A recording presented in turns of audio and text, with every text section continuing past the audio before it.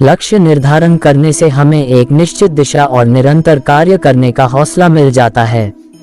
लक्ष्य निर्धारण से हमारे मन का भटकाव खत्म हो जाता है और हमें कार्य करने का उद्देश्य मिल जाता है।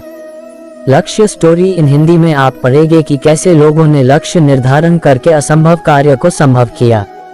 बहुत पुरानी बात है, एक गांव से नदी गुजरा करती थी जिसके किनारे एक साधु बैठा रहता था और जोर जोर से चिल्लाता रहता था, जो चाहोगे वही पाओगे, जो चाहोगे वही पाओगे।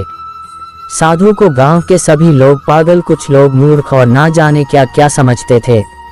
साधु हमेशा यही चिल्लाता रहता था और भगवान की भक्ति करता रहता था।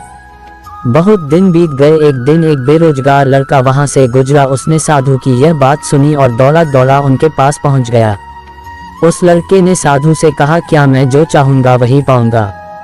साधु ने मुस्कुराते हुए कहा, हाँ बेटा, जो तुम चाहोगे वही तुम पाओगे।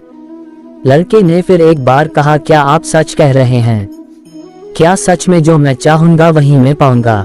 साधु ने कहा, हाँ, जो तुम चाहोगे वही तुम पाओगे।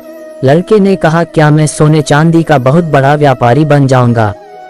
साधु ने कहा, हाँ बेटे, तुम अवश्य बनाओगे। आज मैं तुम्हें कुछ सोने और चांदी की वस्तुएं दूंगा जिसको तुमने ले जाना और देखना तुम एक बहुत बड़े सोने चांदी के व्यापारी बन जाओगे। लड़के ने अपनी दोनों आंखें बंद की और साधु की ओर हाथ बढ़ा दिए। साधु ने एक हाथ लड़के का पकड़ा और कहा, ये लो बेटा, ये सोना है, इसे समय कहते हैं।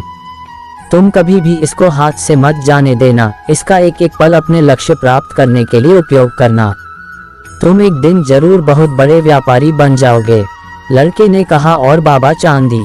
साधु ने लड़के के दूसरे हाथ को पकड़कर कहा, ये लो, यह चांदी है, इसे धैर्य कहते हैं। अगर बहुत मेहनत और वक्त का सही उपयोग करके भी लक्ष्य प्राप्त ना हो, तब तक तुम धैर्य रखना और देखना तुम धैर्य में कितनी ताकत है। अगर तुम ये सोना चांदी हमेशा अपने पास रखोगे तो दुनिया की कोई ताकत तुम्हें बड़ा व्यापारी बनने से नहीं रोक पाएगी। उस लड़के ने साधु की बात को अपने मस्तिष्क में बहुत अच्छे से बैठा लिया और कभी भी अपने वक्त का ना दुरुपयोग किया, ना कभी उसको हाथ से जाने दिया। वह अपने लक्ष्य को पाने के लिए निरंतर ही प्रयास करता रहा और जब वह हार जाता तो वह धैर्य का सहारा लेता और फिर दोबारा कोशिश करता।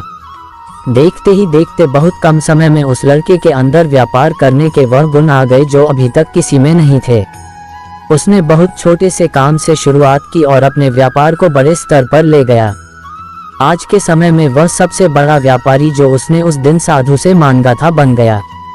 उसने अपने लक्ष्य को प्राप्त करने के लिए अनेक संघर्ष किए, अनेक चीजें सीखी और ना अपने समय का दुरुपयोग किया, ना कभी अपना धैर्य खोया और उसने वही पाया जो वह चाहता था। शिक्षा, समय और धैर्य वह ताकत है जिसका उपयोग करके हर व्यक्ति अपने मन मुताबिक लक्ष्य को प्राप्त कर सकता है। निरंतर आगे बढ़ते रहना और कभी अपने लक्ष्य से विमुख न होने से ही हमें लक्ष्य प्राप्त होता है।